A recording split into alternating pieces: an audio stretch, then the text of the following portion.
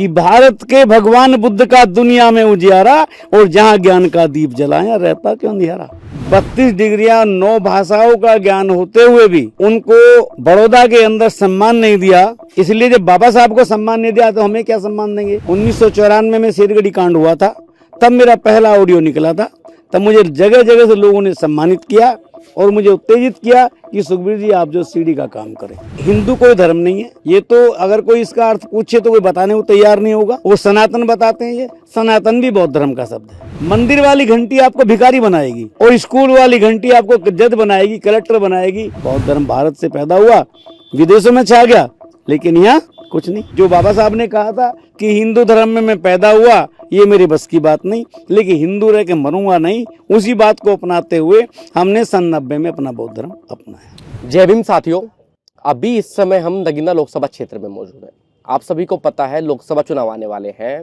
अभी जो शख्स हमारे साथ मौजूद हैं, हालांकि काफ़ी लोग इनको जानते होंगे, लेकिन फिर भी मैं आपको इनसे परिचय करा देता हूँ। जहाँ लोकसभा चुनाव से पहले चंद्रशेखर भाई की एक रैली का आयोजन किया गया था, वहीं पर पास में ही इनके किताबों का स्टोर लगा हुआ। इनका नाम है सुखबीर सिंह बौद्ध, पंचशील प्रकाशन है इनका, काफ़ी सारी किताबें लिखी हैं। अब पंचशील प्रकाशन की कहानी जानते हैं और इन्होंने मुझे अपने बारे में विचित्र कहानी भी बताई है, उसके बारे में इनसे बातचीत करेंगे। सुखबीर भाई, सबसे पहले तो आपका चैनल में स्वागत है हमारे। धन्यवाद भीमसेना चैनल को। सुखबीर जी, मुझे आप एक बात बताइए, सबसे पहले जब आपने पंचशील प्रकाशन शुरू किया, जितने भी आपकी कहानियां हैं सारी बौद्ध धर्म से लेकर अम्बेडकर से लेकर सब कहानियां आपकी हैं, क्या क्या समस्या आई, शुरू क्यों करना पड़ा, कारण क्या रहा? मैंने सन 1990 में बौद्ध धर्म की दीक्षा ली और भिक्षु लामालम जो लद्दाख के थे, उन्होंने मुझे दीक्षा दी थी Meerut doctor Ambedkar degree college में। और वहाँ पे सन 14 अक्टूबर 1990 में मैंने दीक्षा ली और तब से अपने को बौद्ध कहना शुरू किया। पहले मैं गौतम लिखता था और बौद्ध धर्म अपनाने के बाद मुझे इतना तसल्ली हुई कि ना पूजा पाठ का डर, ना छुआछूत का डर, एकदम खुल के बोलने वाला जो धर्म था वो बौद्ध धर्म था।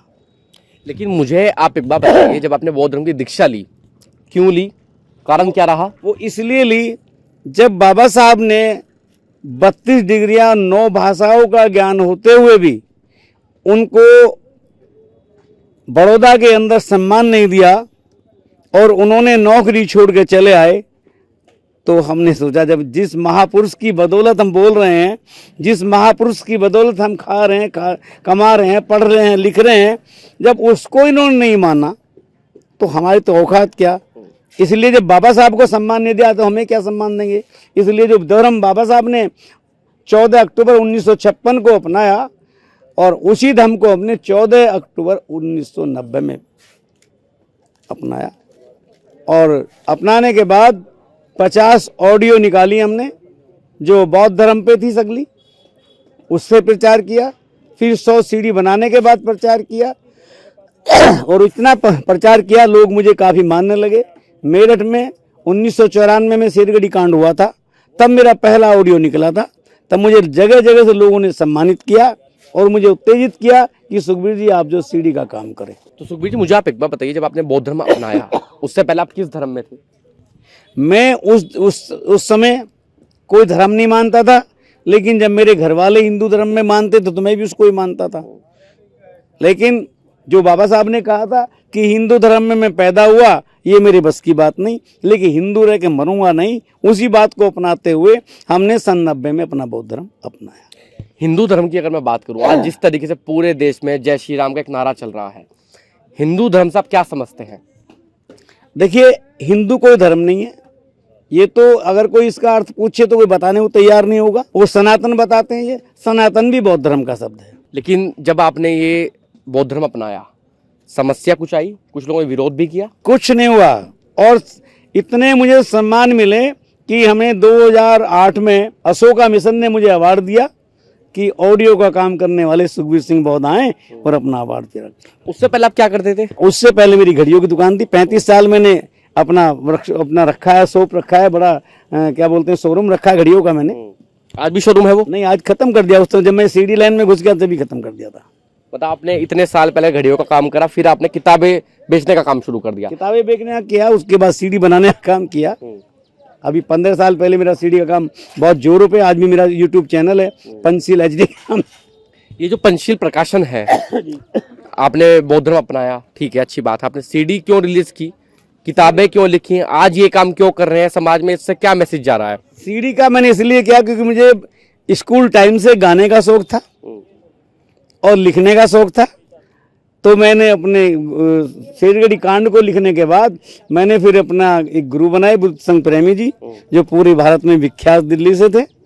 उनके माध्यम से मुझे ये नाम मिला पंचशील के नाम से। पंचशील ऑडियो वीडियो मुझे मिला, पंचशील बुक सेंटर वहाँ से मिला। तो ये मेरे गुरुजी का दिया हुआ नाम है, उसी को मैं चला रहा हूँ और चलाता रहूँगा। सबसे बड़ा अंतर क्या नजर आता है, तो कमी क्या है हिंदू धर्म में? सबसे बड़ा अंतर यह है कि आप सिखों के गुरुद्वारे में जाइए, कोई रोक ठोक नहीं है, कोई भी आइए। उसके बाद आप जो बुद्ध विहार में जाइए, कोई रोक ठोक नहीं है, कोई भी आइए। उसके बाद ईसाइयों के गिरजाघर में जाइए, कोई रोक ठोक नहीं है। लेकिन हिंदू मंदिर के अंदर जात पूछी जाती है कि आप कौन हो।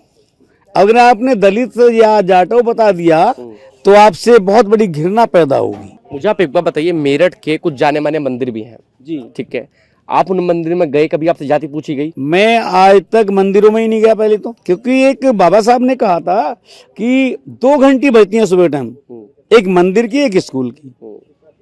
मंदिर वाली घंटी आपको भिखारी बनाएगी और स्कूल वाली घंटी आपको जज बनाएगी, कलेक्टर बनाएगी, आपको चपड़ासी बनाएगी, टीचर बनाएगी, वकील बनाएगी।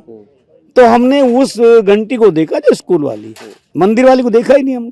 जब आपने 1990 में बौद्ध धर्म अपनाया, तो जो आस पड़ोस के लोग थे, किसने समझाया कि भाई गलत कर? जैसे आज भी मैं कुछ वीडियोस ऐसी देखता हूँ सामने, जो हिंदू धर्म को छोड़ते हैं, तो उनमें बड़े सवाल खड़े होते हैं। क्या आपके साथ भी कोई ऐसी घटना घटी? देखिए, जब बाबा साहब ने बौद्ध धर्म अपनाने का एक लोगों में सूचना दी कि मैं इस टाइम धर्म बदलूंगा, हर धर्म के लोग बाबा साहब के पास आए कि आप मुस्लिम बन जाओ, आप सरदार बन जाओ, आप जो है पारसी बन जाओ। हिंदू बोले कि आप हिंदू धर्म क्यों छोड़ रहे हो? तो बाबा साहब ने कहा कि जितने भी धर्म है ये सब बाहर से आए हुए हैं। बौद्ध धर्म जो है मेरा एक यहाँ का धर्म है। कहा किसी कवि ने कि भारत के भगवान बुद्ध का दुनिया में उजियारा, और जहाँ ज्ञान का दीप जलाया रहता क्यों अंधियारा। बौद्ध धर्म भारत से पैदा हुआ, विदेशों में छा गया, लेकिन यहाँ कुछ नहीं। यहाँ का जो पीएम है जब विदेश जाएगा कहेगा मैं बुद्ध की धरती से आया हूँ, लेकिन यहाँ आने के बाद वो फिर छोड़ देगा बुद्धम को। तो अगर मैं आपसे कहूँ कि बौद्ध धर्म में सबसे अच्छी बात आपको क्या लगी? सबसे अच्छी बात बौद्ध धर्म में ये है, ऊंच नीच की भावना नहीं है, जाति प्रथा नहीं है, छोटा है बड़ा है सब एक है, समान है। भगवान बुद्ध ने वाल्मीकि को भी दीक्षा दी है और फिर वाल्मीकि से औरों को दीक्षा दिलाई है, ताकि ऊंच नीच की भावना ना रह जाए। जो सुमित भंगी थे तो 500 जवानों को सुमित भंगी से दीक्षा दिवाई थी, 500 साकियों को। आपने किताब भी लिखी है, किताब मेरे हाथ में है, इस किताब के बारे में थोड़ा सा बताइए मुझे जरा आप। ये मैंने बाबा साहब का जन्म से लेके और मृत्यु तक का पूरा इसमें रखा है, और ऐसी भाषा लिखी है जो गांव तक पहुंच जाए, सादी भाषा भी। राजनीति के ऊपर बात कर सकता हूँ मैं आपसे? नहीं, राजनीति से मैं कभी राजनीति से नहीं करता। वोट डालते हैं? वोट डालता हूँ, किसी को नहीं बताता। अभी बहुत फोन आते हैं मेरे पास, मुझे आपको वो सिलेंडर मिला, मगा मिला, वोट किसे दोगे, क्यों बताऊं भाई मैं? ये वोट का मेरा कर्म जन्मसिद्ध अधिकार है, मैं तुम्हें क्यों बताऊं मैं किसे दूंगा? आज आप रैली में आए हैं चंद्रशेखर भाई की, क्या समझ में आया इस रैली में, क्या क्या हुआ था? देखिए, ये तो राजनीति वाली बात नहीं है, ये तो आपने सुना होगा जब आप यहाँ बैठे थे। अभी भाई ने, मैंने जो उनका भाषण सुना, जितना जुल्म हमारे समाज पे हो रहा है, उस जुल्म को खत्म करने के लिए ही भाई जो राजनीति में आए हैं। और यही है कि जहां भी कोई जुल्म होगा भाई सबसे पहले पहुंच जाते हैं। तो ये राजनीति की बात नहीं भाई, के मैं काम की बात करता हूँ। जब आप काम की बात करते हैं तो आपके स्टॉल जो हैं सिर्फ जहां आर्य समाज पार्टी के कार्यक्रम होते हैं वहीं होते हैं, जब बहन जी के भी कार्यक्रम होते थे वहां भी लगते थे आपके स्टॉल? मेरे स्टॉल जहां भी अपने मिशन के जो प्रोग्राम होंगे, चाहे तो वो आजाद समाज पार्टी का हो, चाहे वो बहुजन समाज पार्टी का हो, चाहे वो वामसेव का हो, चाहे वो बुद्ध संगठन का हो, जितने हमारे मिशनरी संगठन होंगे हम उन्हीं में लगाएंगे और कहीं नहीं। और कहीं नहीं जाते आपको? नहीं। भाजपा वाले नेता आते हैं आपके लोगों के पास? हमारे पास वो नेता आते हैं जो मिशन को मानते हैं, चाहे वो भाजपा का हो, चाहे वो बहुजन समाज का हो, चाहे वो आजाद समाज पार्टी का हो।